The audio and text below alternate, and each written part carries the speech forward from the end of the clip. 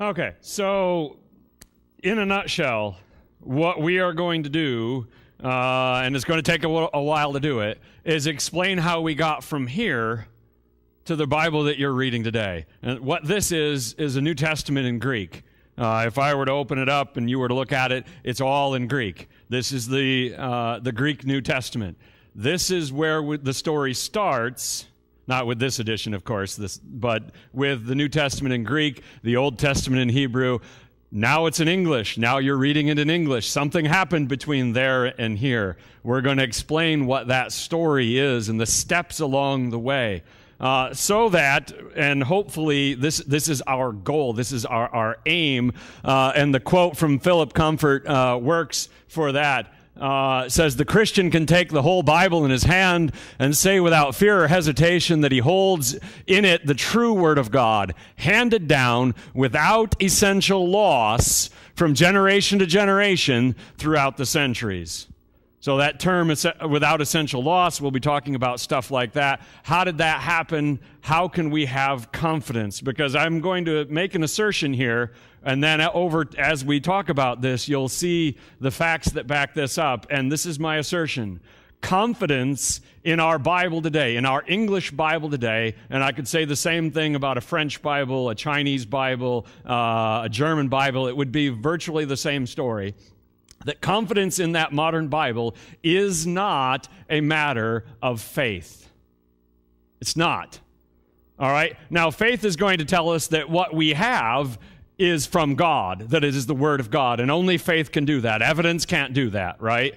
Unless you were there watching it be written, unless you were the Apostle Paul under the inspiration of the Holy Spirit, you don't know that it's from God. That's a matter of faith. You have to take that on faith. But evidence, facts, history, archaeology can tell us that what we have here is the same thing that Moses wrote, that David wrote, that John and Paul and Peter wrote, that what they wrote is what we have. That is not a matter of faith, that's a matter of evidence. And we're going to talk about that evidence. There's a lot of it. It is, of course, contentious, but it is my assertion that it is not, that we are not out on a limb here, that this is not something that we are believing that is on shaky ground. There is ample evidence, and we're going to talk about that. There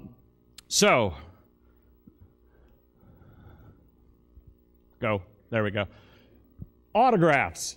You've probably heard the term autograph, and we're not talking about Roger Clemens on a baseball. All right, different kind of autograph. An autograph is the original handwritten document from the author. The first one that was written is called the autograph. And no original autograph of any ancient document exists. The Bible is no exception. Nothing that is ancient, whether we're talking about something written by Julius Caesar or Aristotle or any of the ancients, none of those original documents still exist to this day. It simply is not possible. And the reasons, of course, are varied and important and obvious because it's been thousands of years. All right? Over thousands of years, things written on paper or on vellum or on some other medium like that, they're not going to last. We have ancient things that were carved in stone, actually, like the Hammurabi Code. The only reason that still exists is because somebody chiseled it into stone. Not a very efficient means of spreading information, right? But all of the stuff that was written in that ancient world on paper is gone. None of the originals exist. So anytime you pick up a book in the bookstore that says that Caesar on Gaul, when he wrote about his time in Gaul as a general, that's not from his original copied autograph. It doesn't exist anymore. It's from a copy that is less old than the original. And that pattern holds true for any ancient document. The Bible is no exception. So in that, we are not surprised in the least that that is the case. Now, what we are going to do as I unfold this information and explain to you the evidence for the accuracy of the Bible, the irony is that there are two groups of people that would tell you that as a Christian, this is a dangerous thing for you to do, that you are better off not knowing about the evidence. Ignorance is bliss, they would say, in a sense. And those two groups don't agree on anything else that I can imagine. All right, let me tell you about one of the groups. One of those groups are the skeptics, the agnostics, the atheists, the critics, that are typified by two men that you may or may not have heard of. The first one we're going to talk about fairly often, and that would be Dr. Bart Ehrman. You maybe have heard of Dr. Bart Ehrman. He wrote Misquoting Jesus. He wrote How Jesus Became God and a bunch of other books. He's very popular in the bookstore. He's got a lot of bestsellers out there. Bart Ehrman would say that this evidence is going to ruin your faith. The other person who would say the same thing that's a little less well known is Bishop John Shelby Spong from the East Coast. You might have heard of John Shelby Spong. He wrote a book called Rescuing the Bible from Fundamentalism. Those two critics and those like them, those skeptics, they don't think that what we have today is the Word of God. Consequently, they cross out from it anything that speaks of miracles, the virgin birth, the resurrection, the parting of the Red Sea. Anything that is supernatural is automatically thrown out because they're skeptical. They don't believe it's the Word of God. They don't have any faith in it. Therefore, they cross all of that out. And they would tell you that knowing the truth in their mind about the Bible is going to ruin your faith. That's one group. All the way on the other end of the spectrum, and we won't be talking about this part until next week or maybe the week after, is a second group. And these are people that believe that what we need to have is a quote-unquote perfect Bible, a Bible without flaws. And we're going to talk about that quite a bit. And those people are typified under the normal place that you find them is under the King James only movement, which you might be a little more familiar with. I'm sure there's some King James only churches in western Pennsylvania, and you might know some people. And we will talk about that and talk about that movement quite a bit once we get to the 17th century. It's going to be a bit. People like Peter Ruckman, Sam Gipp, Gail Riplinger, you might have heard of them. Gail Riplinger wrote a book that really started this all off a few decades ago called The New Age Bible Versions. And she was basically equating any new Bible, NIV, NASB, ESV, as being satanic and saying they come from the devil. And we'll talk about that. That's quite a claim. So they don't want evidence or facts. They don't believe in evidence or facts. They think they're unnecessary for your faith. So one group says the evidence will destroy your faith. The other group says the evidence is unnecessary for your faith. Instead, they say, put your trust in one translation, right? This translation is fine. Don't worry about it. Don't worry about the evidence. We're good. It's okay. The skeptics say you shouldn't learn this. The fanatics say you shouldn't learn this. So why are we doing this? You might have thought, you're going down a bad road. Why are we here? Very importantly, they're both wrong. They're both absolutely, demonstrably wrong. Christianity and the church and Christians should not ever be afraid of history, of facts, of research. Because if we are, then what does it say about our confidence of the truth? And we are certainly not. The church is not afraid of the truth because the truth confirms our faith. It doesn't destroy it. After all, it was indeed Jesus who said, I am the truth, right? So we're all about the truth. So let's dig in to the evidence and talk about these things. So any ancient document has to be copied. It has to be a copy, and that copy has to be done by hand because there was no other means of copying back then, right? The young people may not realize this, but the Xerox machine is not an ancient method of copying. All right? I go back to the point when the blue mimeographs, right? Some of you remember that. That's not even ancient, all right? Anything before Gutenberg was copied by hand. And things copied by hand are going to necessarily have some issues, and we're going to talk about those things. We claim a miracle of inspiration, right? We believe that the Bible was inspired by God and that is a miracle. does that require a subsequent miracle of preservation? That's the question at hand. Is a less than perfect text something to be afraid of? Bart Ehrman says that if God didn't preserve the text perfectly, he didn't inspire it. That's his conclusion, the conclusion he reaches. The King James only advocates say, no, he did preserve it perfectly in 1611. And they're going to stick to that no matter how much evidence points out that there are some errors, that there are some issues. So they're going down with that ship one way or another. They both say we have to have a perfect document or it's not from God. But here's the problem.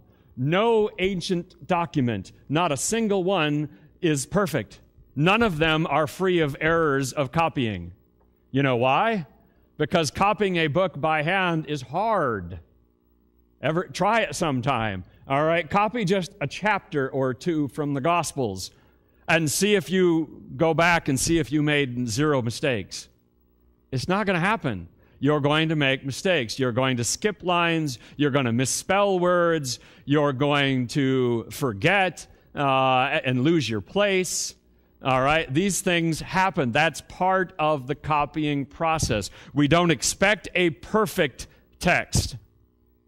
We don't need a perfect text, and we're going to be talking about why that would be. All right? The flip side and the irony is that there is a group beyond the King James only advocates that believe in a perfect text, and that is the Muslims. The Muslims believe that their text is perfect and without variance. And the reason for that is that the third caliph, Caliph Uthman, took all of the original documents, collated them into one text, and burned all of the originals. No one can ever say what the originals had in them. Only what Uthman published. And so, yes, there's no argument about what the text is, but you have to have faith in a man and that he didn't have his own motives. And we're not going to be talking about that version of the story, thank God, because that's not the history of our text. So let's move on. We're going to have to talk about variance. We're going to have to talk about this. Now, all of our talking today, over this period of time, is going to be about two things, about copying and translating. We're going to talk about copying first, because originally that's what the issue is going to be. From Hebrew to Hebrew, from Greek to Greek. We're going to be talking about copying. And when we talk about copying, there's going to be important questions. How old is the copy we're looking at? Where was it found? How accurate is our copy? And copying errors and copying mistakes affect the text that we have today. Two classic examples would be 1 John 5:7. That is an issue of copies, not of translations, but of copies. Are the copies that have that text accurate? The other one would be the long ending of Mark, or the pericope adultery, when Jesus talks to the woman caught in adultery. All right? Those are three famous texts where the issue is about the copies and the accuracy of the copies and how old the copies are. The other time, when we get later in the story, we're going to be talking about translating, going from Greek to Latin and from Greek to English, and we're talking about that translational, that skill, that art of translating from one language into another. Well, what are the issues there? Comprehension. Is the translation comprehensible to the people listening? Is it accurate? Does it reflect the original? Did the translator have a bias? We're going to be talking about those things. Examples of that. 1 Corinthians 13.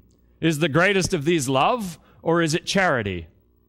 Those are two major translation choices that are similar, but not exactly the same. The question is, which one better reflects what Paul wrote? That's the kind of question. Or throughout Romans, is it our flesh or our sin nature that's the problem? The NIV famously went for a long time with the sin nature to try to more accurately reflect what Paul meant, but what he said was flesh. That much was obvious. So that's an issue of translating. How do we make sure that we're translating accurately? So let's talk about textual variance and textual control.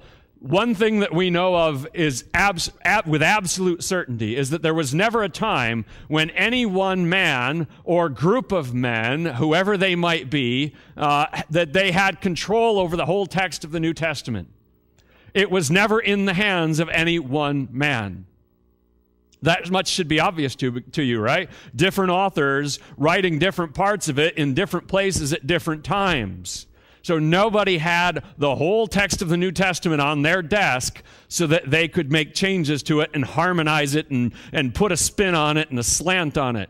That's one of the claims that Bart Ehrman has been making more and more in his lectures and his books, is that the Council of Nicaea was the ones that decided that Jesus was God. The evidence blows that out of the water, because by the time of the Council of Nicaea, we had manuscripts buried in the desert in Egypt that were not uncovered again for the next 2,000 years almost.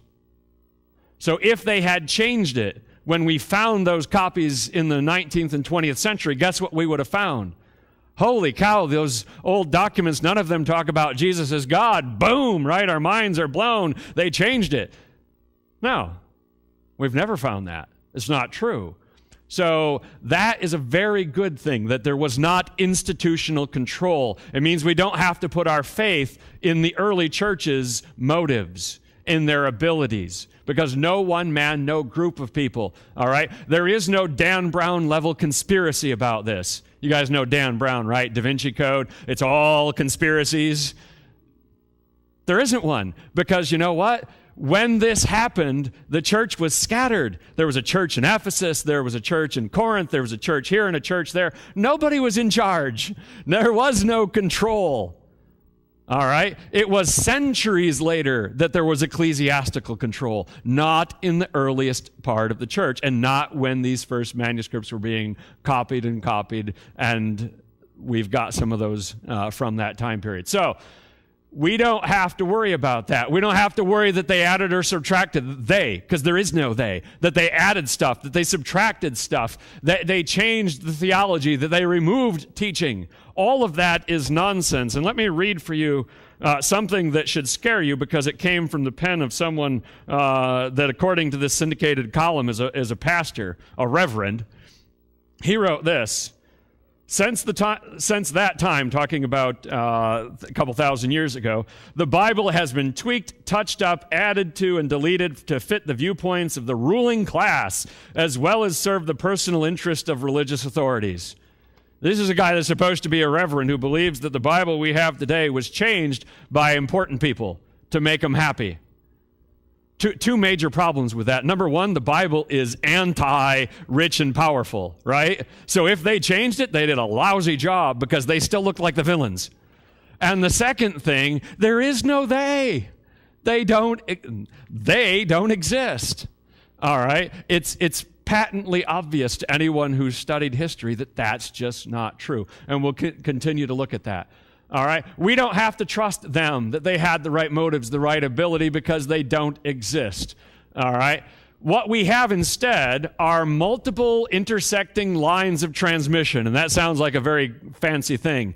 I will explain it. It'll be easy to understand once we do. All right? So you have the original. We'll pick an example. The original Gospel of Mark. Mark wrote it down, one copy.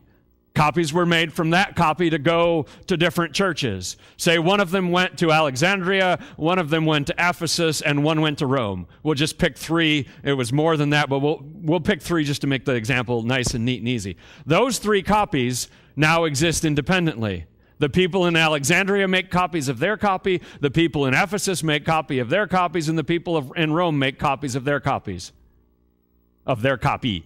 And then, guess what happens? Those copies get sent somewhere. And now we've got them spreading out across the Mediterranean to different places and being copied by different people. How could anybody edit all of those copies? Nobody knows where they are. Nobody knows how many there are. If you wanted to be that villain and go back to the end of the first century and get all the copies, it would be impossible, because nobody knew where they all were. They were being copied privately in homes. They were being copied in a variety of places. All right? So that is just not something that we have to worry about. multiple intersecting lines of copying. It's like a spider's web. They just spread out those copies of Mark, and they're all being copied independently. Luke, Mark, Ephesians, Revelation, they're all being copied all over the Mediterranean world. It will be several centuries until they're all collected together into one book called the Bible. For now, they're independently being copied, one letter at a time or one group of letters at a time, like the writings of Paul or the Gospels. Eventually, we'll see that. Those are the first two groupings we see. The Gospels being copied together, the writings of Paul being copied together. But that takes time, too. All right. If you have questions, you could ask them at the time so that while we're still on the topic, or you can ask them at the end. It doesn't matter to me. So if you get one, I can't promise I can answer every question, but if I don't have the answer tonight, I'll have it next week. All right. Variance and textual control. So what do we have now? We have not a 1,000-piece puzzle that has 875 pieces. That's what you might think. That what we have is a text, an original autographed text that we're missing some pieces from, like an old puzzle that you brought out of the closet, and it looked like they were all there, and you put it together, and at the end there's 3 pieces missing. And you say, that was a real pain in the rear, right? I just wasted some time. I should never have done that. Let's throw this thing out, right? That's not what we have at all. We don't have that. Most ancient texts, that's exactly what they have. They have no copies of certain chapters or paragraphs, and the scholars have to try to figure out what was it that Aristotle said then? What was it that Pliny said next? Or Caesar? What did they say next? Because we have no copy of that part. That's not what we have with the Bible at all. We actually have instead something like an 1,100-piece puzzle that's supposed to only be 1,000. Though that would just be mean, wouldn't it? You open up a puzzle and it's got extra pieces. You don't know if they belong or not. Do that to somebody sometime that you owe something to. That's rough. So what do we need to do? We need to weed out the extra. We need to find the parts that crept in over time through copying errors and additions that need to be pulled back. All right? That is a much easier task and a much more firm task than trying to fill in blanks. You see where I'm at there? We'll show you an example in a minute. The transmission of the New Testament text tradition is characterized by an extremely impressive degree of tenacity. You're like, what does tenacity have to do with it? Look at this next part. Once a reading occurs, which means once we find a manuscript that has a particular reading of a particular verse, it's phrased this way, it's written this way. Once we see that in a particular document, it will persist with obstinacy. It's precisely the overwhelming mass of the New Testament textual transmission which provides an assurance of the certainty in establishing the original text. And let me show you by example what Kurt Aland, one of our most important scholars of the past, what he means by that. This is an example in chart form of something that might have happened. So the original manuscript says the only Son of God. No problem. Easy enough to copy. The first 2 copies made from that copy, nobody screwed it up. They both got it right on that sentence.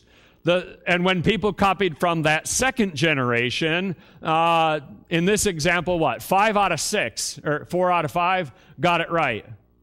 One guy wasn't paying attention. He sneezed. He was tired. Something happened, and he forgot the word only. Oops. It happens. All right? He made a mistake. The people that copied from his copy don't know that he forgot the word only, because they're not looking at what he copied from. They're looking at his copy. So they don't write only down either. And over time, over the centuries, we end up with a bunch of copies that have the word only, and then some copies that don't.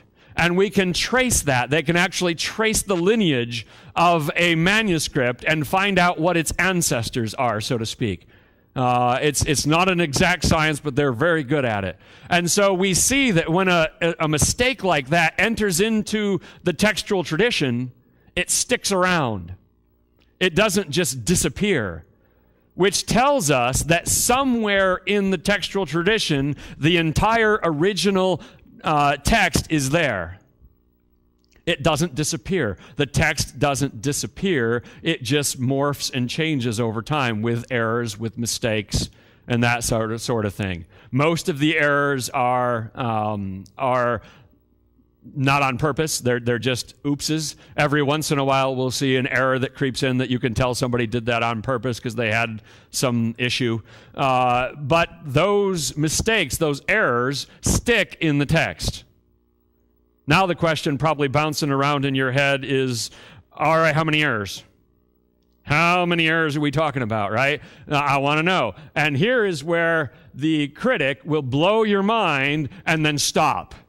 So let's start with that, but then we'll keep going. There are approximately 400,000 variants, which means different readings, in the New Testament manuscripts. That's a big number. And that sounds like a scary number, because after all, the New Testament only has 138,162 words in the Greek. And so you might be thinking, for every word, there's 4 choices that it might be. But that is a total mischaracterization. That is what you can do with statistics, by the way. That's why, miniature commercial, that's why politicians love statistics, right? You can twist them, bend them, shape them, shake them, and make them sound like something. 400,000 variants sounds like a problem. Let's unpack it. Let's see what that actually is. 99% of those variations do not impact the meaning of the text. They're spelling errors. That happens, right? A lot of tough names sometimes, and place names. And a lot of words that not everybody knew how to spell back then. Just kind of like what happens these days, right? Now you've got autocorrect on your phone that probably tries to tell you how to spell everything. They didn't have that. So there's a lot of spelling errors. Sometimes it's the word order. They switch some words around. It's not hurting anything, right? We can figure that out. Sometimes they used a synonym instead of the right word. Sometimes they had the problem, and this is something that was discovered that makes up a huge number of variants. The copyist struggled with what's called the Greek movable nu. And that means nothing to you, but that's okay. You don't need to know. It's the equivalent of a car versus an apple. Will it change the meaning of the text if it says an car and a apple? Will it blow your mind theologically? Unless you're a grammar Nazi that just can't live with a grammar problem, that's not going to hurt anything, is it? That's not a problem. 99% of those variations, of those 400,000 variants, are just that kind. Let's keep going further. So 1%, we're left with 1%. That's 4,000. That's a lot still. 4,000 meaningful textual variants. That means that there are 4,000 of them that affect the meaning. There are 138,000 words in the New Testament, so 2.9% of the time, about once every 3 pages, there is a textual variant that would affect the meaning. We've got some manuscripts that say this, we've got some manuscripts that say that. Which one we choose is going to affect the meaning. That's important, right? Only half of those are what we call viable.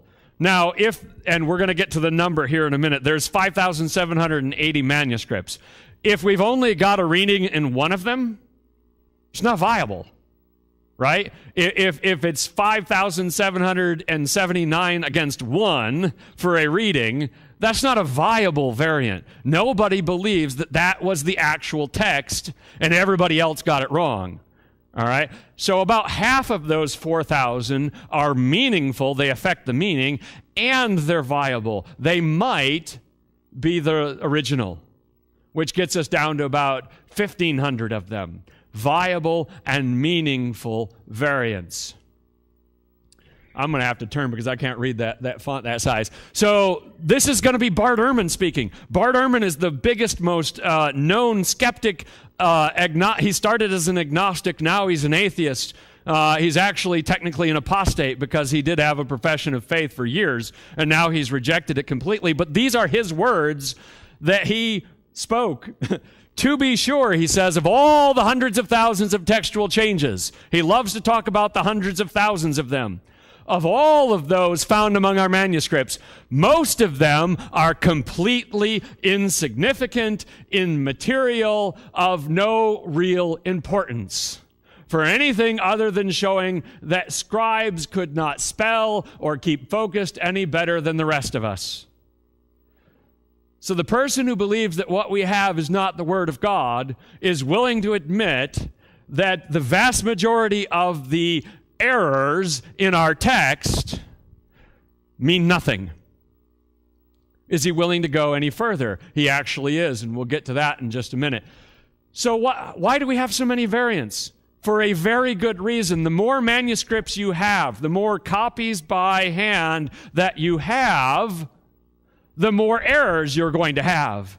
If there was only one handwritten copy of the New Testament, say that was all that there was, nobody ever made another copy, it was kept behind glass somewhere, it miraculously survived the last 2,000 years, there's one copy. How many variants would there be? 0, because we'd have nothing to compare it to. That copy would be the perfect example. We would have no comparisons, 0 variants. But how much faith can you have in that? You have to have total faith in that one copy, that whoever copied that copied it perfectly, which is exactly what the Muslims have with the Quran. They have to believe that Caliph Uthman was a man that got everything right. And he had no ulterior motives. I don't want to put that much trust in a man, right? You shouldn't either. All right, so the more manuscripts we have, the more variants we have. It's not a bad thing. It's a good thing. It's a sign of health, not of sickness. We have approximately 5,780 New Testament Greek manuscripts. And now you're probably thinking by now, why are we only talking about the Greek and the New Testament? There's a very good reason. When we talk about the Old Testament, you'll see all of the fighting, all of the arguing, all of the yelling is about the New Testament. Almost all of it, all right, about the text. So, and you'll see why in a bit. The average length of those is 200 pages. Some of them are just little bitty scraps of paper. That's all that have survived. Some of them are complete New Testaments. Of those 5,780, the average length then is about 200 pages. More importantly, 125 of them, they're called the papyri manuscripts. They're from the 1st through the 3rd centuries, the first 300 years, roughly, after they were written. We've got 125 of those. You're thinking, only 125. When we look at how that compares to any other document written 2,000 years ago, that is amazing. We have 500 of them before AD 900. So yes, more than 80% of them are from the last 1,000 years instead of the first 1,000 years.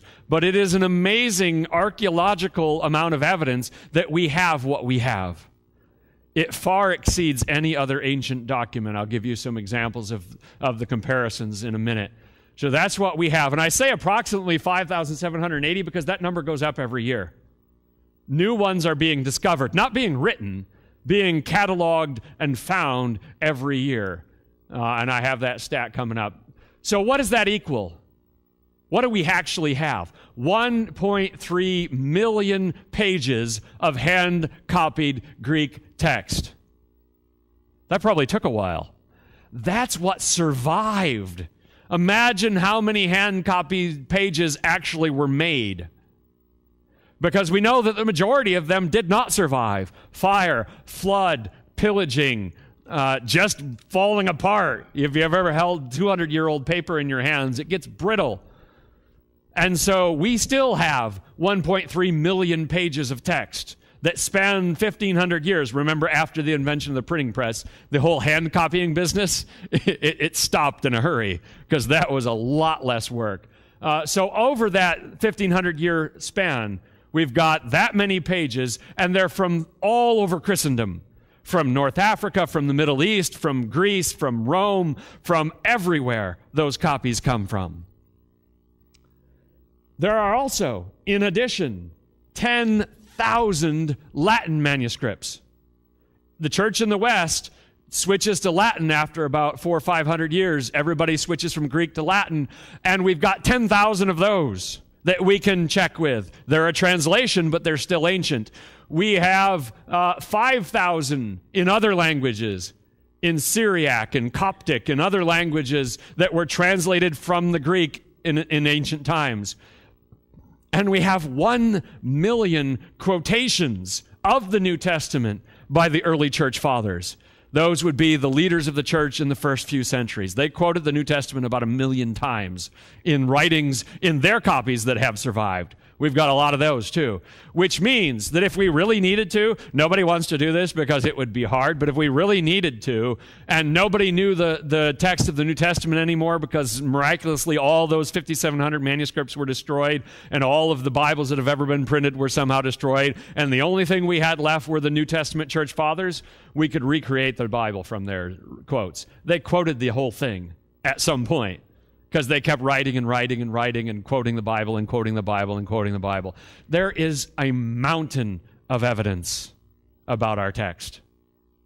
Each book of the New Testament has its own history then. For example, the book of Revelation has the least number of manuscripts that have survived. And therefore, we've got some significant issues in parts of Revelation. Now, Revelation is going to be a hard one to copy and translate anyway, right? Because there's some weird stuff happening in there. But we don't have a lot of copies of Revelation that survived. They just didn't.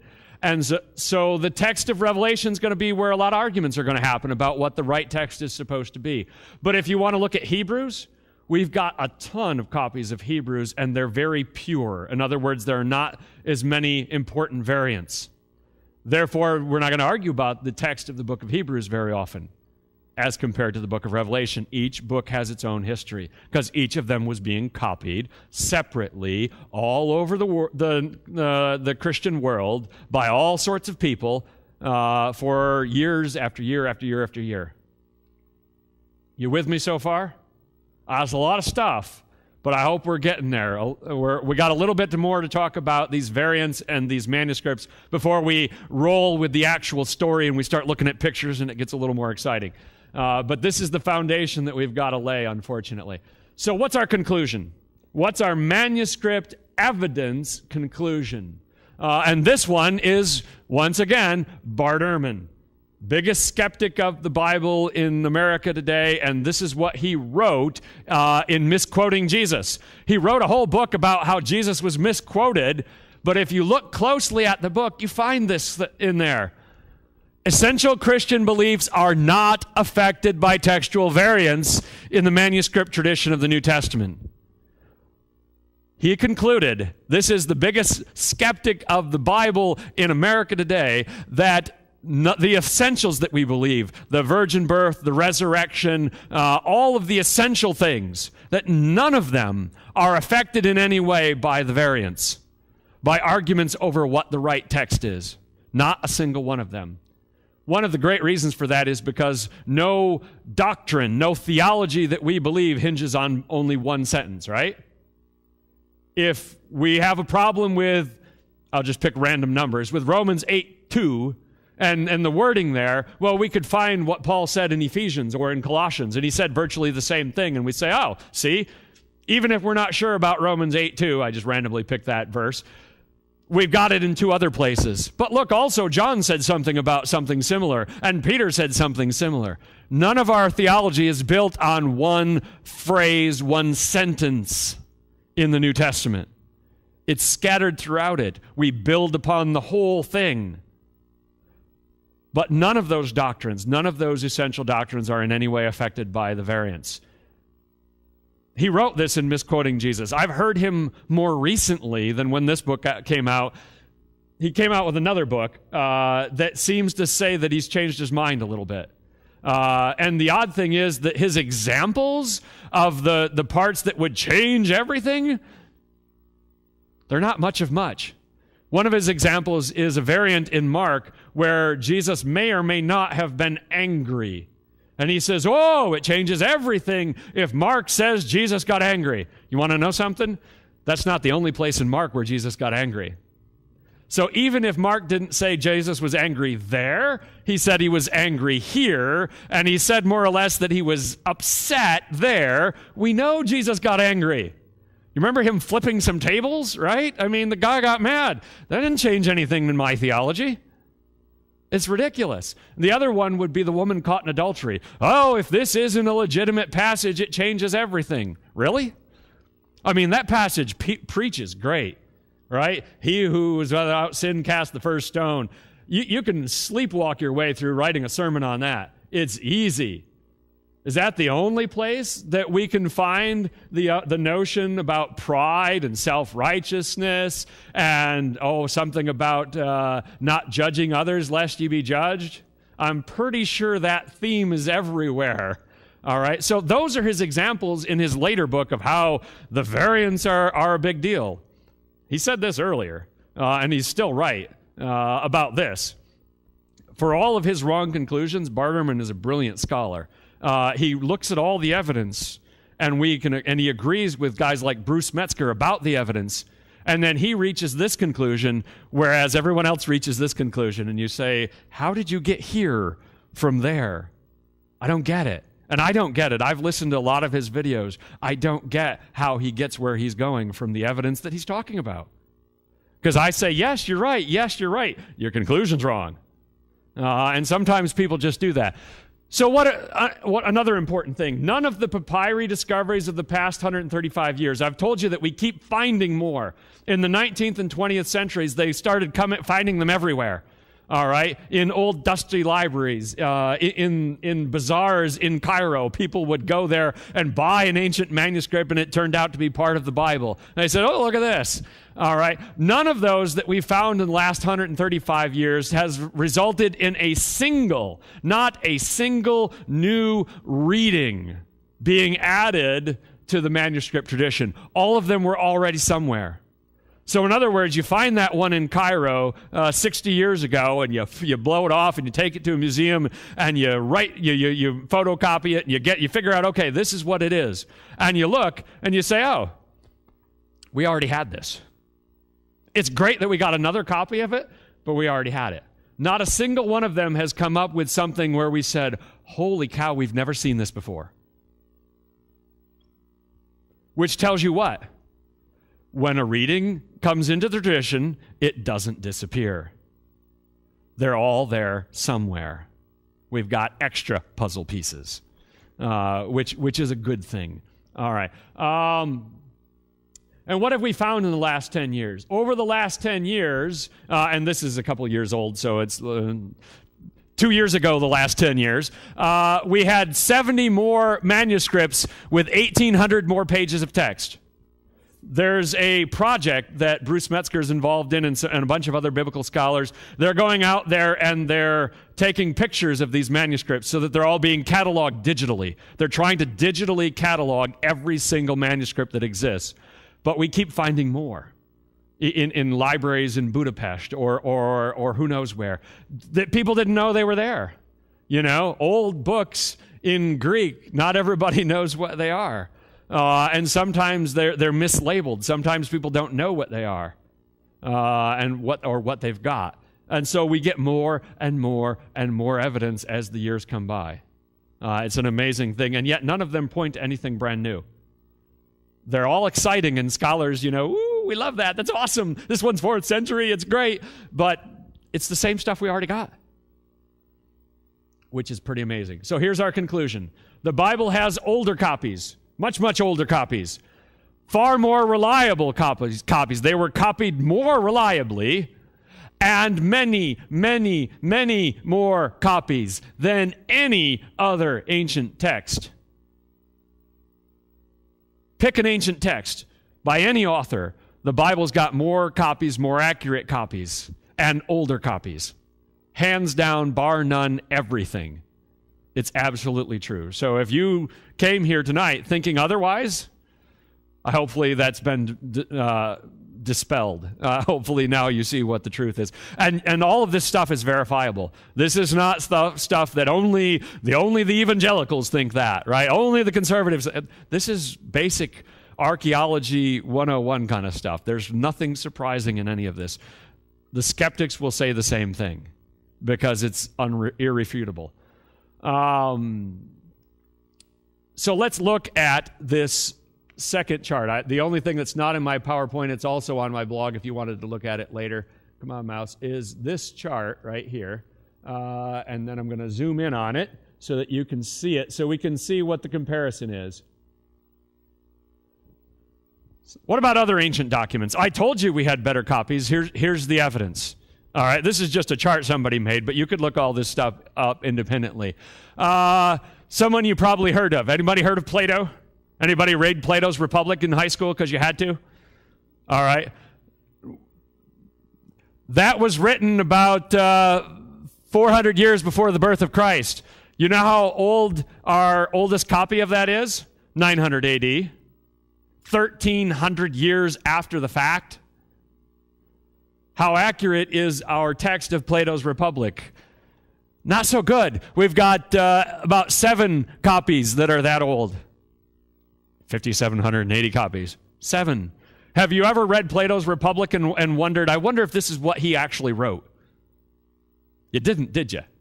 You just read it and said, oh my gosh, this is horrible. I don't want to read this. I minored in philosophy, so I like the stuff. But most people, they read that because they had to. But nobody read it thinking, I wonder if this is what he really wrote. Herodotus, the historian, 1,300 years. Thucydides, 1,300 years. Euripides, 1,300 years. That's how long the gap is between when they wrote and our oldest copy. More than 1,000 years for many of these. Caesar, it's 1,000 years. There's only 10 copies. Tacitus, it's 1,000 years. Aristotle, it's 1,400 years. The only one that has any candle to the Bible is Homer's Iliad. The reason for that being it was the most popular fiction in all of the ancient world. The Greeks loved Homer. They were super in love with Homer. The Odyssey and the Iliad, they loved that stuff. We've got about 650 copies of that from 500 years after. In the ancient world, that's a gold standard. The Bible has copies that are less than 100 years after the fact. And we've got, he wrote 5,600, but this chart's old. We've got like 5,800 of them. So even Homer, who has pretty good accuracy, you can't calculate the accuracy of those other guys. If you've got 7 copies that are 1,300 years after the fact, how accurate is it? You don't know. We've got what we've got, and that's what we go with. But you don't see people wringing their hands and saying, this isn't what Caesar really wrote. But why? Because what Caesar wrote doesn't impact your life. Caesar isn't asking you to change your life and do stuff, right? So people aren't going to get all that upset about it. And Homer, English people with a doctorate in English that wrote their dissertation on Homer's Iliad, they might argue about the text, but they're the only ones. Everyone else reads it and says, is there a movie? Right? Can we watch the movie? Save a little time here. But the Bible's accuracy, and that's going to be another one of our conclusions, is about 99% plus. Because of how many copies we have, how widely dispersed they are in geography and in time, and we can collate them, we can compare them. It's a lot of work, but it's certainly doable, and it's been done. Let me get rid of this chart and get us back to PowerPoint. All right. So let's move on. Any questions about that? When we compare the copies from all of those eras, we're looking at 98, 99, depending on how the math nerds put it together, kind of accuracy. It's huge. Now the question is, how do we get from there to here, right? We're talking about ancient manuscripts in Greek. We've not gotten much closer to where we are today. But that was our foundation. That's what we're building on. And it is the largest, most well-built, most ample foundation of any ancient document that anybody has anywhere.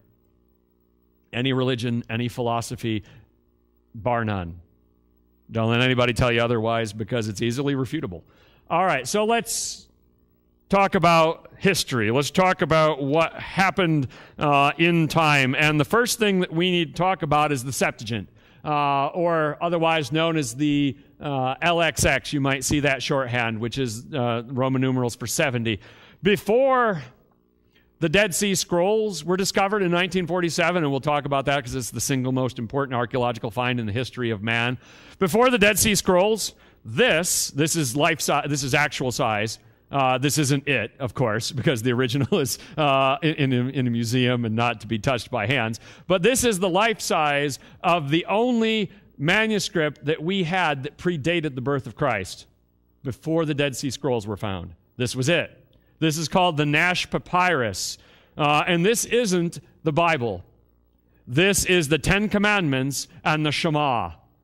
It would have been used in a Jewish synagogue for the noobs that don't know the Ten Commandments for reciting, who need help with the words of the Shema.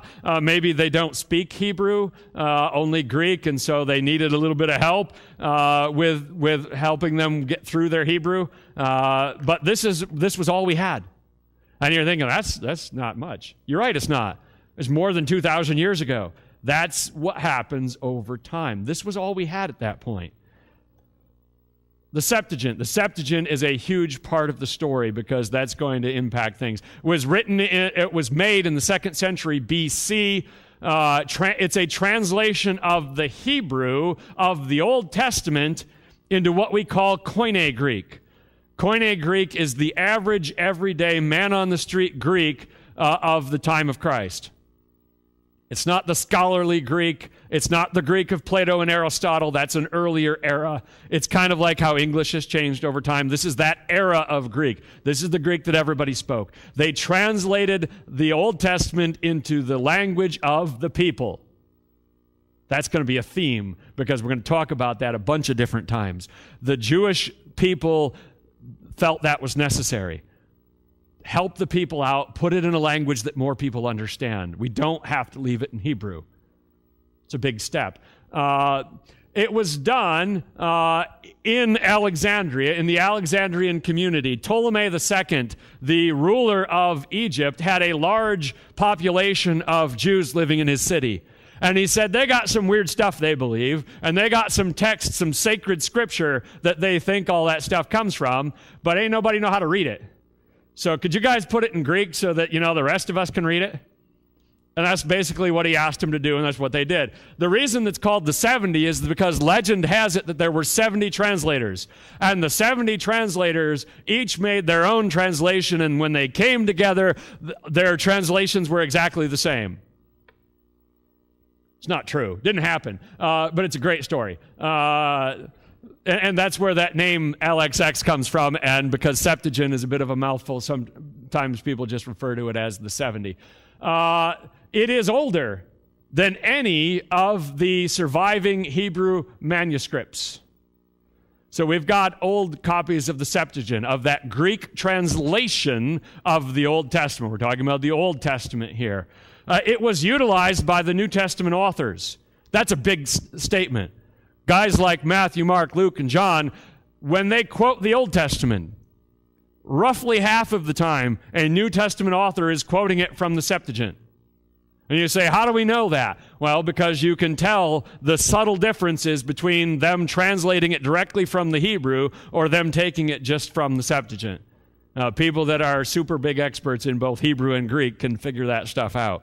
It's quite clear in some cases that they used the Septuagint, which means what? The New Testament authors considered it to be the Word of God. Wasn't in the original Hebrew. It was a translation. They had no problem with it. They quoted it. If they didn't believe it was the Word of God, why would they quote it and use it in their writings? They wouldn't. They would have done all of their quotations from the Hebrew, but they didn't. Many of those quotations in the New Testament come out of the Greek translation of the Old Testament, not directly out of the Hebrew. All right? It was used extensively by the church fathers, those early church fathers. You know why? Because most of them were not that good in Hebrew. because they weren't Jewish.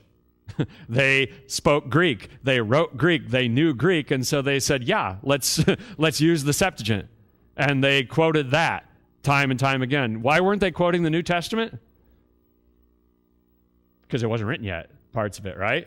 That first generation, the parts of the Bible were still being written. They didn't necessarily have copies. Say you're a end of the first century, start of the second century. You're an elder in the church of Ephesus. Maybe you've got Mark. Maybe you've got a couple of Paul's letters. But that's all you got. Because some of it is still being written. Some of it hasn't been copied sufficiently for those copies to get to you yet. And so the main thing you're going to be quoting is the Old Testament. They quoted the Old Testament all the time, and almost always from the Septuagint, the early church fathers. They had absolutely no problem with it. So much so that the Jewish community eventually says, we don't like it anymore. We used to like it, but now those Christians are using it so much, we're going to go back to the Hebrew, which is an irony. So they kind of abandoned the Septuagint and said, don't need it. We'll go back to the Hebrew. Because the Christians were using it, and they didn't like that. Leave our toy alone, We want to play with it. So that's a picture on the screen there of what one example of the Septuagint looks like. It's in Greek. If you know any Greek, you might recognize some letters up there. Some of those letters look like our letters, which is why Greek is easier to learn than Hebrew. A few of them do. Not that many, but some of them do. All right, so the next most important thing that we need to talk about is the Dead Sea Scrolls. And I told you that the Dead Sea Scrolls are the single most important archaeological find in history. Unless Indiana really found the Ark of the Covenant and the government's hiding it, I don't think that happened. But unless that happens, this is the most important thing they've ever found. All right, the Dead Sea Scrolls. This is an example. This is a life-size example. This isn't the whole thing, but this is how big it was, of what's known as the Great Isaiah Scroll. There were a ton of scrolls in that cave that they found. Many of them were scripture. Some of them were other stuff. All right, but one of the things they found was a almost exactly complete copy of Isaiah. All right, it was, let's see, where's my dimensions? I don't have them memorized. 24 feet long, 11 inches high. It's a scroll. You unroll it, it's 24 feet long. All right, that's a hefty scroll. Isaiah, very good. Now, why is this important? This was written before the time of Christ. It was in that cave all those years, so it survived. They were actually in clay jars in a cave, in a desert. That's why it survived. No moisture, nobody messing with it, nobody handling it. Even so, they were very brittle. All right? They needed to be handled with care. But we've got that entire scroll of Isaiah, and you know what? The text that we had before this, the oldest Hebrew text of the Old Testament, was from about 900 AD. That's not very good. When this was discovered and translated, it almost exactly matches that text from more than 1,000 years later. The reason why people don't fight about the Old Testament text is because the Jewish scribes were scrupulous in copying their sacred text, far more so than the Christian copyists. They would do crazy stuff, like after finishing a page, they would count every word to make sure they had the same number of words. They would not move on to the next page until they were sure that they had copied it exactly as before. They took far more care in it. And so critics and people that are skeptical, they don't waste their time on the Old Testament because of the Dead Sea Scrolls. Because when those jars were in there for almost 2,000 years, and when they were rediscovered, they were the same. Which is pretty freaky, which is pretty awesome. Some more details about the Dead Sea Scrolls. There was every book of the Old Testament in that cave except for Esther and Song of Solomon. Bonus points if you can guess why those two might not have been included. These were written by the Essenes. They were a separatist movement. They were ultra-conservative in their day. Why might not we have the Book of Esther and Song of Solomon? It's not an accident they were left out on purpose. Somebody take a guess on either one. Didn't hear it. What? The book of Esther does not have the sacred name of God. The only book in the Old Testament without the sacred name of God. So they left it, they didn't value it as highly. Song of Solomon is a very different reason. It's the same reason why you are uncomfortable going through the Song of Solomon in Sunday school.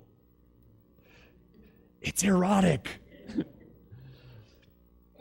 It's poetic imagery about sex. And a lot of it. And so the Essenes were like, ew. No. They were prudes in their day and age for whatever comparison from regular society that was. And so they didn't copy that. Those are the only two parts of the Old Testament that weren't in the Dead Sea Scrolls. And I talked about the great Isaiah scroll. 1,000 years passed between the Dead Sea Scrolls and the ones that we had, and they were the same. That ought to blow your mind. That's amazing, which is why we're not arguing about the text of the Old Testament. We're going to talk about it for a couple more minutes, and then we're going to be done with it because nobody's arguing about it. It's just that's how important the Dead Sea Scrolls were. They ended that argument once that was published, and everybody looked and said, oh, all right, moving on. No more talk about about the Old Testament. There's a picture of one of the actual scrolls that was discovered in 1947 by an Arab shepherd. The legend is that he threw a rock into a cave and heard the clay break and said, wonder what's in there. And one of the things that's interesting about that ought to scare you if you know anything about archaeology is that the original Jewish archaeologists, when they unrolled the scrolls, they taped them down with Scotch tape. Scotch tape! You don't put Scotch tape on a 2,000-year-old document. Scotch tape was a newfangled thing back then. Maybe they thought it was too awesome. But you're like, no, don't touch that. Don't do that. But over the years, it was all collated, studied, published. All this stuff is available online now through the Jewish historical museums and whatnot. There's another fragment of the papyrus of the Hebrew. And one thing to note, not that this is going to jump out at you, but something that I'm going to tell you that impacts the story a little bit. There's no vowels in that. The original Hebrew manuscripts of the Old Testament had no vowels in them. Vowels didn't enter into the Hebrew language until later in written form. They didn't need the vowels. It was tradition. They left them without. How do you know what it reads without the vowels? You know the text. If you're the reader in front of the synagogue reading out of Isaiah, you know it well enough that you don't need the vowels. Imagine that. That's how well, right? People like Paul would have had vast sections of the Old Testament memorized. That would not have been unusual for scholars in the Hebrew community to have big sections memorized. They didn't need the vowels. All right? The vowels were not put in until the Masoretes in the 10th century. They were living in Europe in the diaspora, and their people were not nearly as familiar with Hebrew as people that grew up where that was their only language. And so they said, we got to put the vowels in. And so they went back and they put the vowels in. Are they right in every case? Are there some spots where you think, just to give the equivalent, you said it was an A, but it could also be an E, and that would be a different word, and that would also make sense. Yeah, there are a couple of spots like that, but they're not that big a deal. And the vowels, part of the problem is the vowels in Hebrew all look about alike. There's like one dot and then two dots and a dot with a comma. They look like punctuation marks in English. They're very hard. I didn't like dealing with the vowels in Hebrew. The consonant part, you learn the consonants, and you're like, this ain't so bad. I can do this. And then they say, here are the vowels, and you go, oh no. So they're better off without them. What happened in history that impacts this? This is an important point in history, 70 AD. If you don't know about this already, this is a big moment. In 70 AD, the Roman army destroyed, basically, Jerusalem. This is when they famously destroyed the temple, Herod's temple, and they took every stone that was on that Temple Mount and threw it off. They literally took every stone down. Why? Because they were mad. because the Jewish people had rebelled again, and the Romans said, all right, time for a lesson. They destroyed the temple, and with it, many, many, many Hebrew manuscripts, which is why the Dead Sea Scrolls were already buried in the desert at this point in time, which is why we didn't have any manuscripts until 900 AD, because most of those ancient manuscripts were destroyed by the Roman army when they burned the whole thing down and then knocked it all down, which is why that Temple Mount to this day has nothing Jewish on it. You guys know that the Muslim Dome of the Rock was built on there above, on the same spot that the Jewish temple used to be, and there is no temple there to this day. The Romans destroyed it, and it was never rebuilt. That's when we have what's known as the diaspora, the Jewish people going out everywhere into the rest of Europe and Africa and Asia, and really not looking back for the next 2,000 years. It's going to make a big difference in the Old Testament textual tradition.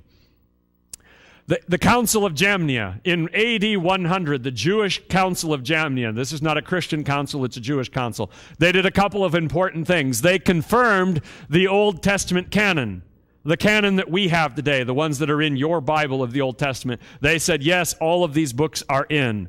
And at that point, they said, not the Apocrypha. The Apocrypha are the books that were written between Malachi and the New Testament, things like 1st and 2nd Maccabees, written by Jewish people during that time period, used and appreciated by historians, but the Jews themselves did not consider it to be Holy Scripture, because the prophets went silent after Malachi, right? So they didn't include it. We've been arguing about, as the Christians, about what to do with those books ever since. But that council said, no, they're not for us. They also said something that historians don't like. They said, when we wear out a scroll, we're going to either bury it or burn it, because we're going to make a new one from that old one, and then we're going to get rid of the old one. Kind of like with a flag, right? You have the Boy Scouts or someone in a ceremony burn the old flag when it's in tatters.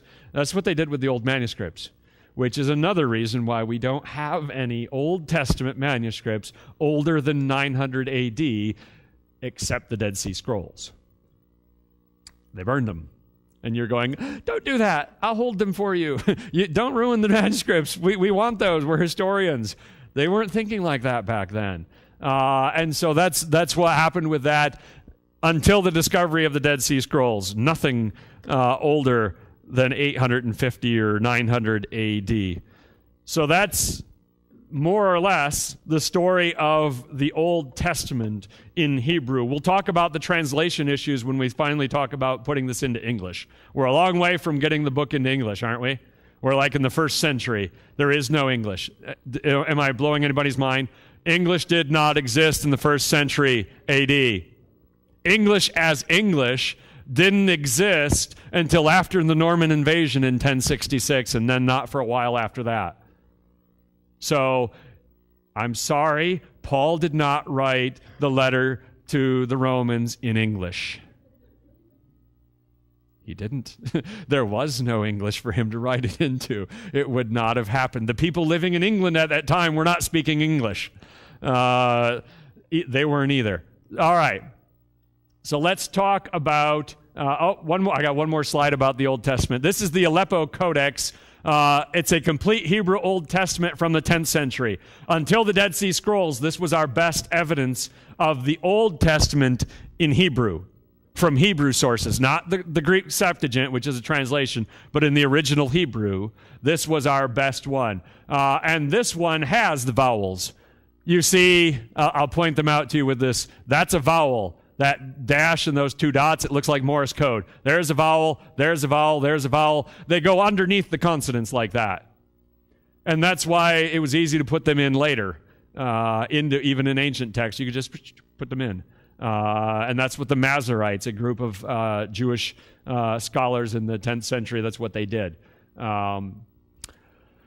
And you can look at that online. All of these links are in the PowerPoint. If you want to look at this stuff online, I double-checked that all of these links are still current. All right, we got to talk about the New Testament, and we got to talk about the Bible in Greek. New Testament, it's all in Greek. Before we look at that, Here's another example. This is the life-size example of P46. They all have weird names and designations. Don't try to get your head around them. They don't make a lot of sense. This is one of the ancient papyri. Remember I said there was 125 papyri from those first 3 centuries? This is what one of those looks like. All right, this is part of Chester Beatty's collection. It's called P46. It's an important one. We've got quite a few of those. This was written somewhere about 175 to 225 AD, which means it's somewhere between 125, 150 years. What were we saying about all those other guys? 900 years, 1,000 years, 1,300 years. This manuscript survives. It's a good size, this collection of the writings of Paul. This page right here is the start of Galatians. It says right there, if you could see it and read Greek, it says pros Galatos, to the Galatians. All right? These are what we're talking about when we're talking about papyri manuscripts. And they vary from little tiny fragments to whole books of the Bible, to collections of books of the Bible, and everything in between. But I'll do one more before I get to to what's on the screen right there. This is not Hebrew and it's not Greek. So why am I talking about it? I'm only talking about it because this is the first ancient document that we have of the Bible that was signed and dated by the author. One of the arguments that's always going to happen about this is who wrote it and when. They didn't sign it, and they didn't date it on all of them virtually. This is one of the only ones. This was written in 463 AD by a man named John, who was a deacon in Amid, which is in Turkey today. This is actually in Syriac, which is a translation of the New Testament into a language, but he signed and dated it, which means it's important in that respect because we say, hey, we know when this one came out. But for the vast majority of those, that's why we give a range, why it says it was between 125 and 150 or between 225 and 275, because we're going on evidence. The writing style, the penmanship, things like that, how ancient the paper appears to be, all sorts of things, even carbon-14 dating and all that funky scientific stuff. But it's never going to be nailed down to a specific time and place because they didn't do that. They just didn't do it. It would have been, historians would love it if they would have signed and dated every document like it was a mortgage, sign and date. That would have been great, but they didn't do it. They weren't worried about us being able to do that, apparently. How inconsiderate. What we have up here is an example of an unsealed manuscript. This is the style of our oldest Greek manuscripts. They're all in capital letters. You see all those capital letters? They are without spaces. And there's no punctuation. FYI, all of the punctuation in your English Bible is a translator's choice. Quotation marks, exclamation points, commas, periods, they're all a translator's choice because the original authors didn't bother with them. Greek didn't really have them. And you're thinking, how did they figure that out without punctuation? They just did. They did. They just did. And it made it easier, in school, right? You never got yelled at for not having the comma in the right spot because they didn't have any. But that's what an example would look like. What can you imagine some difficulties with this might be? If you're trying to translate this, what's one of your problems? Where does each word start and stop? Every once in a while, a collection of 7 letters could be one word or 2 words. These letters could go with the word after. These letters could go with the word before. It's not easy, all right? It's an extra added layer. Now, of course, it's easier now because we know what the text is supposed to read. And so if what's there is what we expect it to be, it's not a problem. But that's a difficult thing to translate and to work with. All capital letters, no spaces, no punctuations. Saves space, though, doesn't it? Paper was expensive. Ink was expensive. You didn't waste it. So that's what they did. They filled it in. This is an example from about the 4th century. We'll look at a bunch of other examples when we keep going here. And this is what they switched to in about the 6th or 7th century, or about the 7th century. It's called minuscule, and it looks like cursive. Basically, it's the Greek version of cursive. Anybody else hate cursive? I can't write a lick in cursive anymore. I learned it as a child, but I can't even read my block print, so let alone, I don't even want to know what my cursive looks like anymore. They switched to this. It's a flowing script. It's very different than those all capitals. So one of the ways they date an ancient manuscript is to say, well, what style is it in? Is it capitals and block, or is it cursive with spaces? Because that change happened gradually, but we know when about that change happened. Not all places at the same time. There wasn't a convention where they all got together and said, let's all switch to cursive. They just adopted it over time. So there's another example of the kinds of things that we're going to see. All right. The great manuscripts, the great codices, and codice is just a word that means book. One of the things that happened in the history of this story is the development and the invention of the book. You may not have known that. Books don't predate the Bible. Copyists of the Bible invented the book, for the most part. What did they use before? Anybody remember? We talked about it with the Isaiah. A scroll. Roll them up. And if you've seen an old movie, right, that takes place in Roman times, you see all the cubby holes filled with all the scrolls. That was their library. A bunch of scrolls all rolled up. So what side are you writing on? One side or both sides?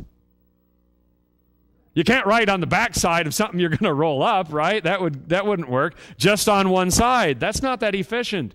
So after a while, they realized that if we could find a way to bind these together with a binder, you could write on both sides of the page. And it would actually last longer because you could put something on the front and the back, like a cover that would protect it. And so this technology developed, and they developed the paper that would work for that, and the glue and the binding. I mean, it was an invention process, right? This is one of the first examples of this. This is Codex Vaticanus. That's the name. Codex means book, and Vaticanus refers to where it was found, where it exists, where it is, not where it was originated from. And one of the things that you may hear if you watch any online YouTube videos from a King James only guy is they will vilify Codex Vaticanus. You know why? Because it's got the word Vatican in it.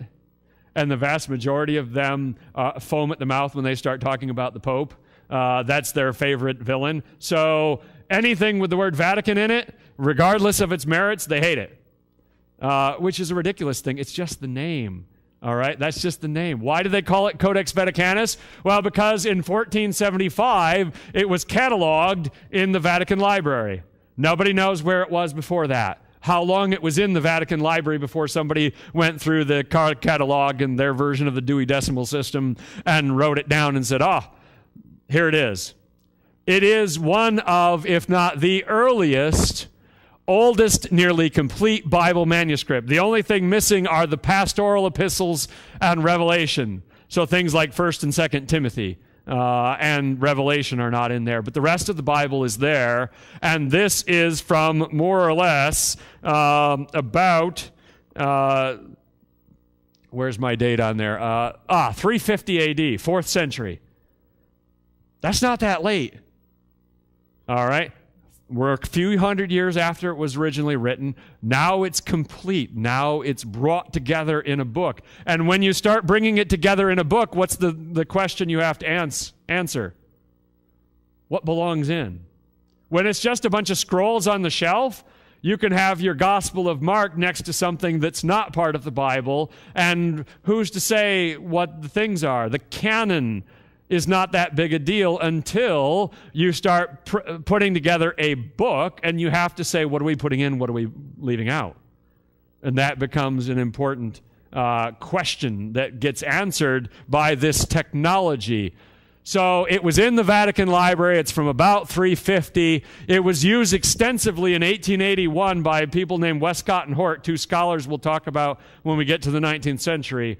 They studied this and said, holy cow, this is really old, and we need to take what it says and think about it and utilize it. This is life-size. This is not the original Codex Vaticanus. This is just a facsimile. But this is a life-size version of it. Constantine. You've heard of Constantine the Great, right? He told Eusebius, make 50 copies of the Bible for me. This might be one of those 50. We're not sure, but this is from that time period. And you're thinking, 50? Dude, you're an emperor. Come on, spend. That was a huge expense. 50 complete copies. He was not kidding around when he asked for that. That was a major undertaking that would have cost a lot of money. This is actually the same page that I have up there. That's just a weird coincidence. And you see right here in the margin, somebody wrote something in the margin. What did you write in the margin? Ooh, we want to know what they wrote in the margin. It's awesome what they wrote in the margin. All right, what was written in the margin was written in the 13th century. So a scribe that was looking at this, which is obviously a very old, by then it's 1,000 years old, he is looking at it, and he notices that a later scribe had changed the reading to what he believed the correct reading was.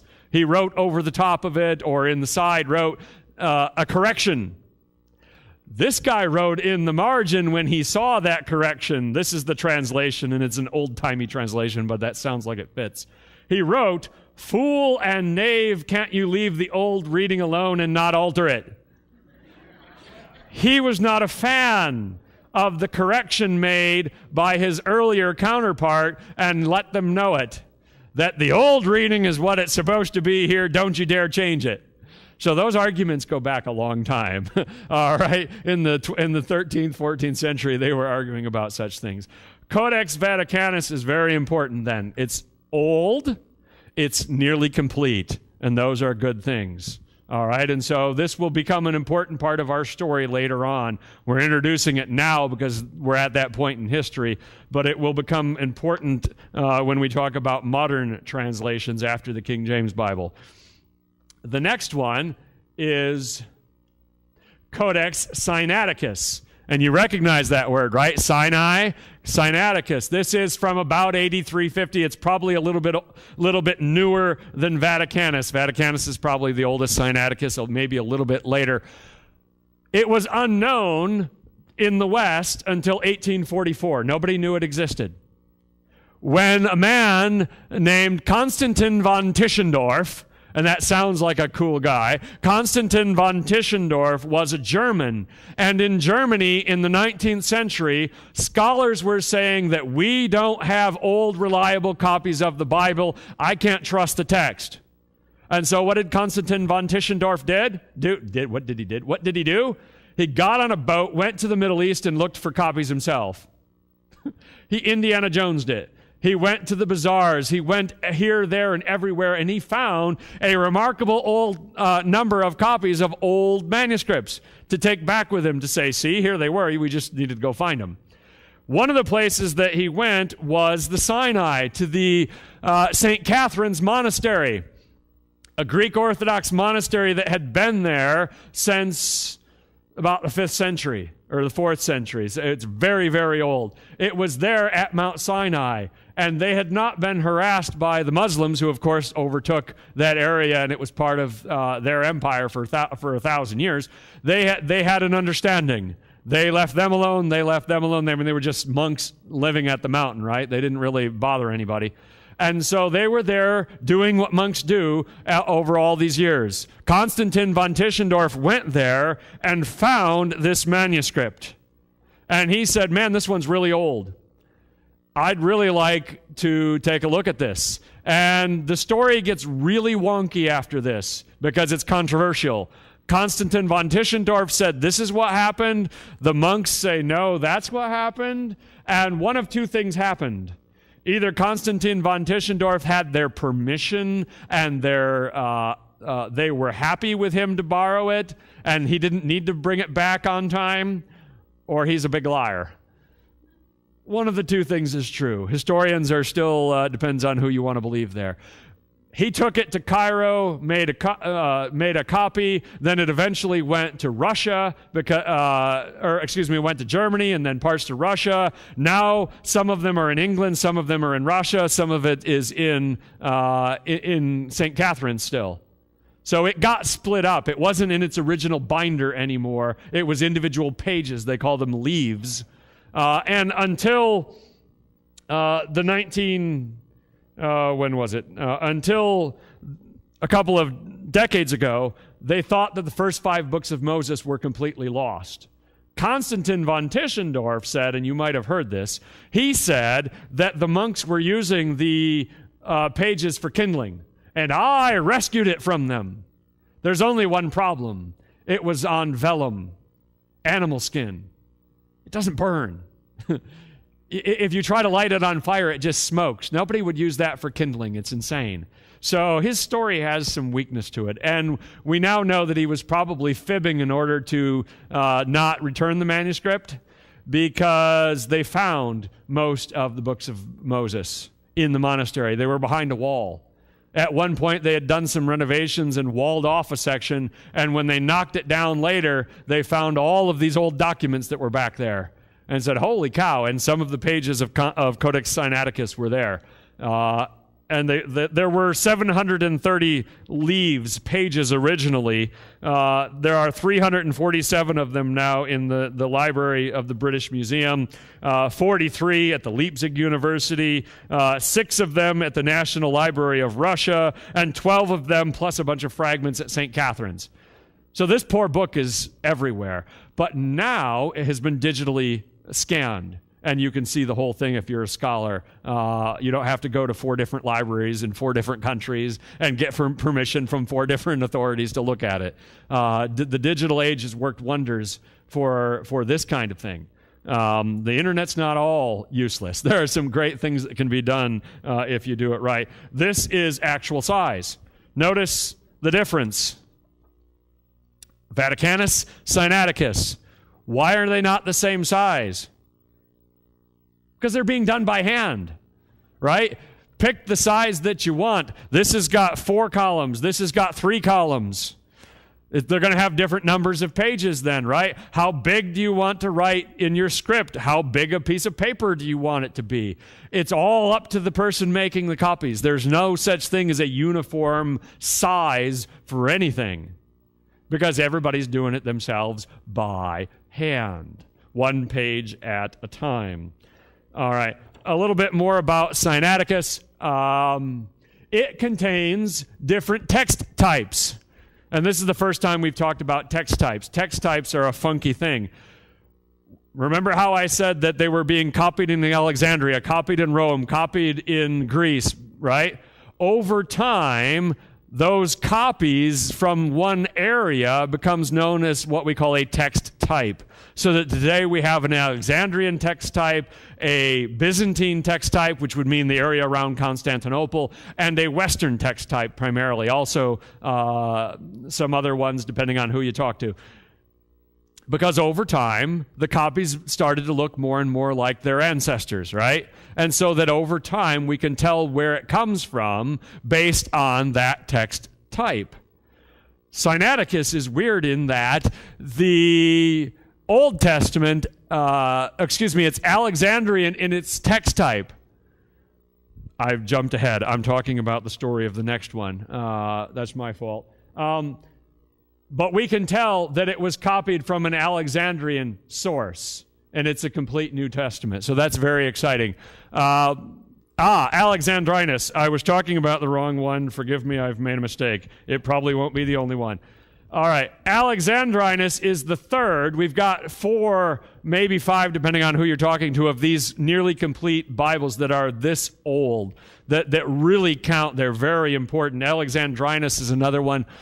That's from the 5th century. So it's a little older, or a little newer than Sinaiticus and Vaticanus. That doesn't make it unimportant. It's just not as old as they were. It has multiple text types. I was jumping the gun. It's Byzantine in the Gospels. In the Gospels, it reads like the copies that we have now from Byzantium, which is Constantinople, that empire, the Eastern Roman Empire, in the Gospels. But in the rest of the New Testament, it reads Alexandrian, which means that whoever copied down Alexandrinus had one copy of the Gospels that was from the Alexandrian, or from the Byzantine area, and the rest of his copies that he was copying from were from a different area. That tells you how much interconnectedness there is. Copies from different areas were available to this scribe. He didn't have just the one to go with. But for whatever reason, he had one version or one area's copies for the Gospels, and the rest of them were from Alexandria, which is an interesting thing. This has its own interesting story. It was brought by the Eastern Orthodox Patriarch from Alexander to Constantinople, and it was given to Charles I of England as a present. Which is an interesting thing. They said, here, have a present. It's an old Bible, which is really cool. And that's how it made its way into the story. That's how people know about it. This is the last one. And you're looking at that one and saying, oh my gosh, what on earth is that? This is Codex Ephraemi. It's from the 5th century, so it's the same era as Alexandrinus, but it is a palimpsest. And that word is even hard. It's a palimpsest. A palimpsest is a funky thing that we will never have in the modern era because paper to us is cheap, right? You make a mistake on a piece of paper, you crumple it up and throw it away. Who cares? Paper is cheap. Paper was not cheap to them. It was very expensive. This originally was the whole Bible in Greek. Some of the pages are missing, but it was originally an entire Bible in Greek. So far, so good. In the 12th century, a man named Ephraim the Syrian wrote a lot of sermons and other things. And whoever owned this codex said, you know what? I really love what Ephraim the Syrian has to say. And I apparently already have a copy of the Bible, but I don't have what Ephraim the Syrian wrote. So what they did was they scraped off the text off the paper. Scrape, scrape, scrape, scrape, and they wrote on top. But because it was already 7 centuries old, that ink doesn't scrape completely off. It's still visible. And that's what you see today. You've got 5th century Greek Bible with 12th century Greek writings of a man named Ephraim the Syrian.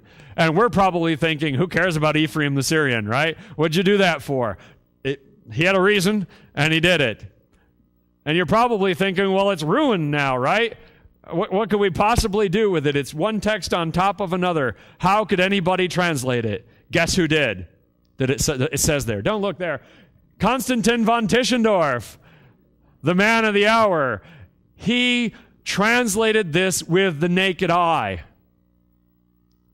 I'm getting a headache just looking at that.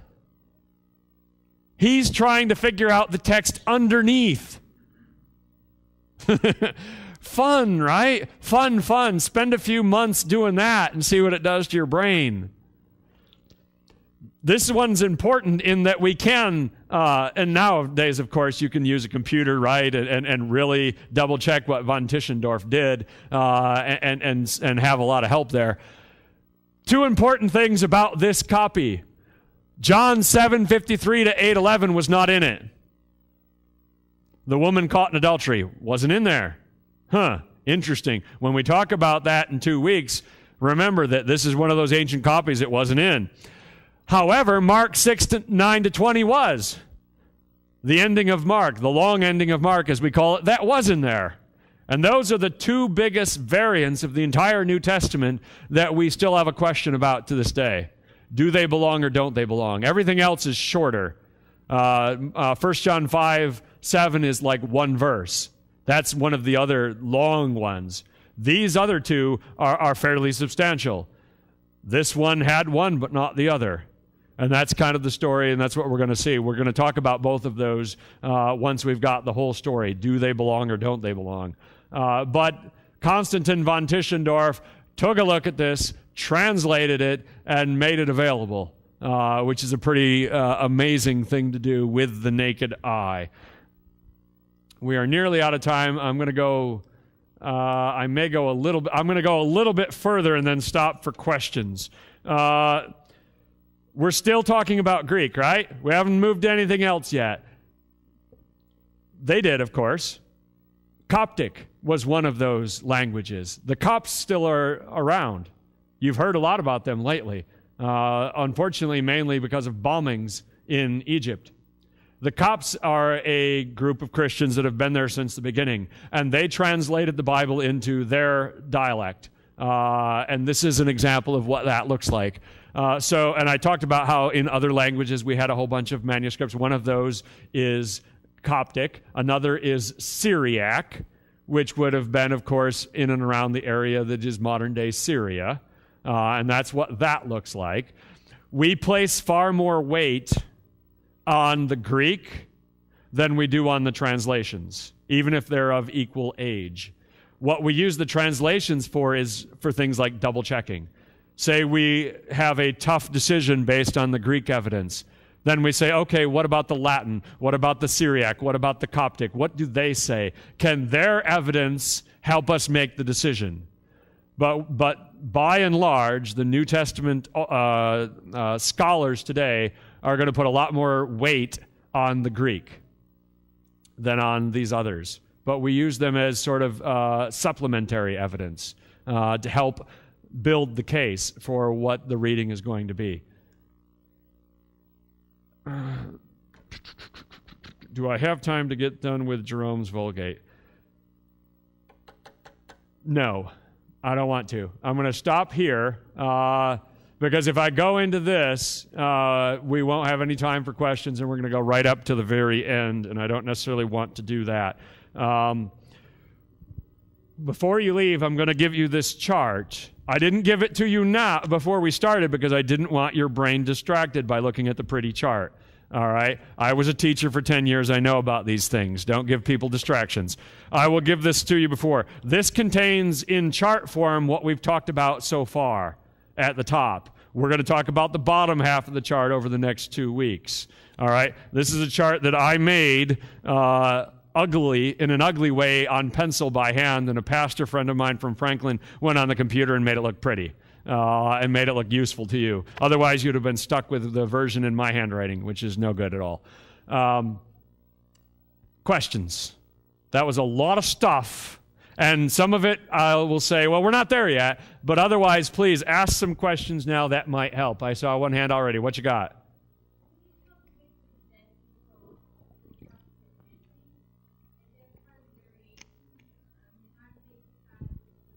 No. A part that is missing is not going to be a variant. A variant is going to be something that we actually have. All right? You can't have a variant when you got a hole. And that's fairly typical, that around the edges, parts get, broken off, get lost, get wrecked. And what do we do when we're missing a part? We look at a different manuscript, right? Because we've got 5,700 of them. If this one that we're looking at is missing this bottom right corner and it's missing a few words, well, that's not universal, right? If all 5,700 manuscripts were missing this word in this verse, that would be a freaky weird coincidence, but it's of course not. Different spots are missing or illegible or whatever in different manuscripts, which is why we've got to collate them, bring them all together, compare them all, and figure out what the text is. And that's been happening since, as a skill, as an effort since Erasmus in the 15th century. Or we got a ways to go before we talk about Erasmus. But we've been doing that for the last 500 years, basically, is looking at all of those evidence, at all of that evidence, bringing it together, and figuring out what the New Testament text in Greek is supposed to be. What is our goal? The original, right? We want to know exactly what Paul wrote and what John wrote, et cetera, et cetera. And I'm telling you, from that evidence, we have 99% accuracy. 99% of the time, we're absolutely certain that what we have is right. We have about 1,500 spots in your New Testament where, and if you've got a Bible, a study Bible, right? You've noticed this, haven't you? At the bottom it says some manuscripts, a few late manuscripts, Western manuscripts, or whatever, however they phrase that. That's what those are. Those are those 1,500 places, more or less, where the publishers said, you ought to know about it. All right? This, and I didn't explain this, this is my copy of the Greek New Testament. Down here at the bottom, for every spot that there is a variant, it will tell you what the evidence is.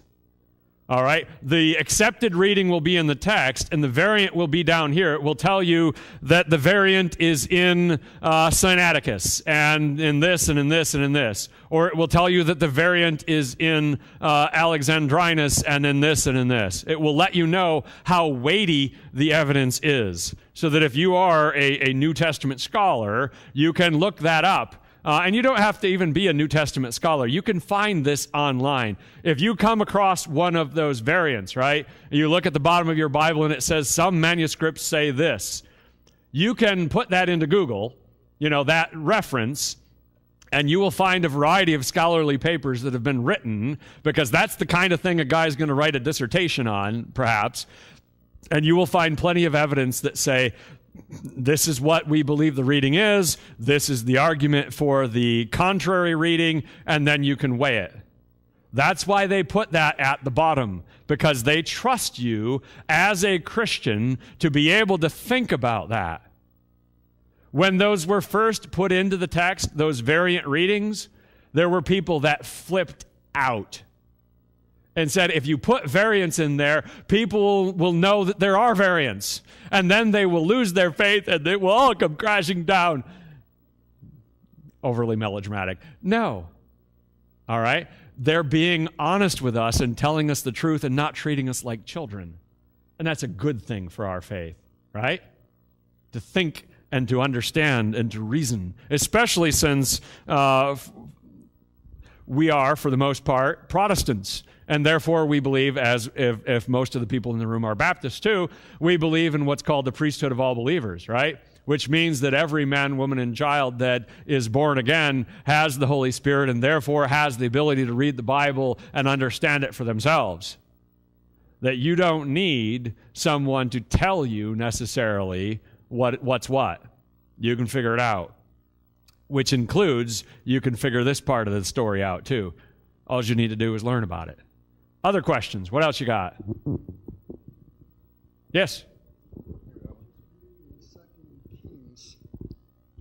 I was reading in 2 Kings about one of the books that they talked about was about the history of the kings of Judah. Mm-hmm. And whenever one of the kings dies, they mentioned that the rest of his life would be found in a book like that. Was there any...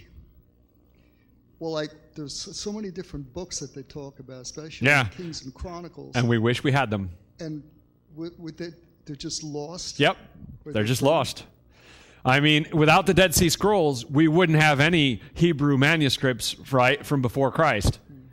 So all that other stuff got destroyed too, whether it was during, some of it would have been destroyed by Nebuchadnezzar, right, when the original temple was destroyed. Some of it would have been destroyed by the Romans. And some of it simply would have, time. It might not have gotten copied. And so therefore it ceased to exist. I mean, yeah, the Dead Sea Scrolls are so huge, because they give us confidence in the Old Testament text. But yeah, you read that and you say, I want the rest of the story, right? Where is that book? When it was written, when 2 Chronicles or 1 Kings was written, that book was readily available to someone who would want to read it. No. And it wasn't ancient history, it was, modern history, so they probably didn't need it so much. They also had like other books too of different, different men. And you wish. And find out exactly how they were written, if they were written in Latin or Greek or whatever. Well, all of the stuff they would have been talking about in 1 Kings or whatever would have been written in Hebrew originally. We don't have that translation into Greek until the 2nd century BC. And the reason for that is very simple, of course, Alexander the Great. Right? Because Alexander the Great's empire spread the Greek culture and the Greek language all over the world there. And so many more people were reading Greek that it just became a natural thing to start translating stuff into Greek. And they did that with the Hebrew Old Testament.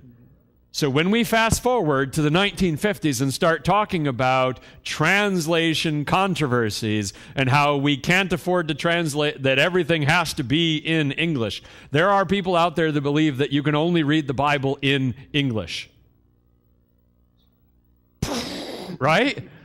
Because the apostles didn't believe that. They read the Greek Old Testament and had no problem with it.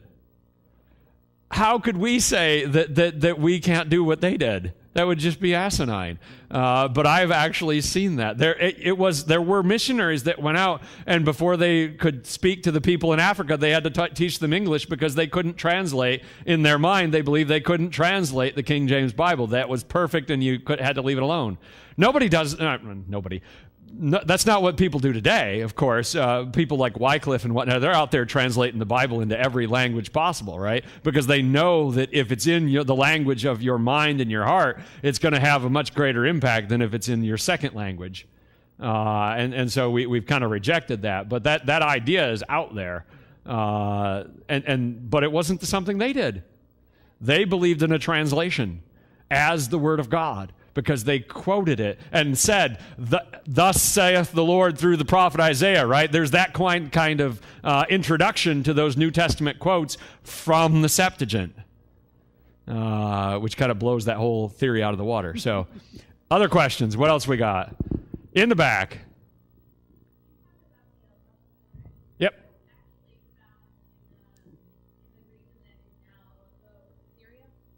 I don't know the exact provenance of the Aleppo Codex, whether or not that has to do with the name or not. I'd have to look that one up. But the reason I use it as an example is because it's one of the oldest Hebrew manuscripts that we have that isn't the Dead Sea Scrolls. And as I said, that's an important point to remember. That extreme accuracy between the 10th century and the 2nd century BC is why you don't have critics arguing about the Old Testament by and large. They gave up. They said, all right, those Jewish scribes, they did it right? Because it was stuck in a cave.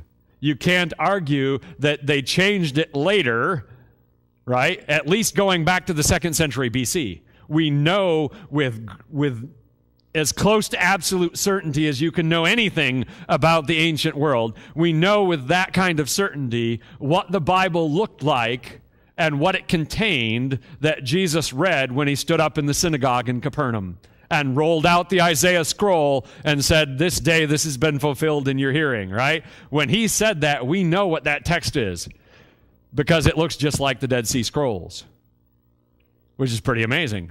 It's pretty awesome. And so almost all the controversy is going to be New Testament stuff, of course. And that's where most of our fights are about theology anyway, right? All of our knockdown, drag out, yelling at each other on the internet kind of fights, they're almost all about New Testament stuff. We don't usually yell at each other, proverbially speaking, on Facebook about stuff out of Deuteronomy, right? Let's be honest. So most of our fights are in the New Testament, and most of the textual issues are in the New Testament. It just kind of goes together. What else? I'm not in any big hurry, but I don't want to take you guys extra. But if you got questions, now's the time to ask them, because by next week you might have forgotten half this stuff. Hopefully not, but... All right, let me give you a couple other thoughts. These are just things for FYI. These are some of the books that I found useful in terms of their being accessible. One of these is called The Visual History of the English Bible, and you can come up and look at these. This one is chock full of pictures and charts about the English Bible. And obviously we're not there yet, right? Because there's no English yet, but eventually we're going to be talking about this, and this talks about every version of the English Bible that has existed, its history, how it came to be. It's a very great book. This one It is not like a super scholarly book, but it's got all of these visuals that I was holding up. It's called The Story of the Bible. I got it at Ollie's on the super discount thing for like $3 or whatever. But it's got all of those life-size ones, and I've only showed you a few of them so far, which is a super helpful thing, right? To be able to see what they actually looked like with your own eyes. And later on, we're going to be talking about this topic, the King James only controversy. All right, this is a book that I required reading for me in college. It's by James White. It goes into the details, all of the controversial texts between the King James and the modern translations, all the ones that people argue about. He talks about the evidence for them in here, and we will talk about some of the most important ones, but if you're really into that topic, this is a must-read book because it definitely is enlightening and very well researched. Anything else? Works for me, huh? All right. Next week, or between now and next week, if you think of a question, write it down and ask it before we start. And we'll start with that. We'll pick it up next week with Latin. All right. We've been in Greek the whole time. We're going to switch to Latin. So learn Latin between now and next week. That won't be necessary. But we'll be talking about the translation, the first major translation for the church's history, anyway, of the Bible, and that will be into Latin in the West. So I'll give you the charts on the way out, and you can take a look at those. Thank you for listening and coming and all that.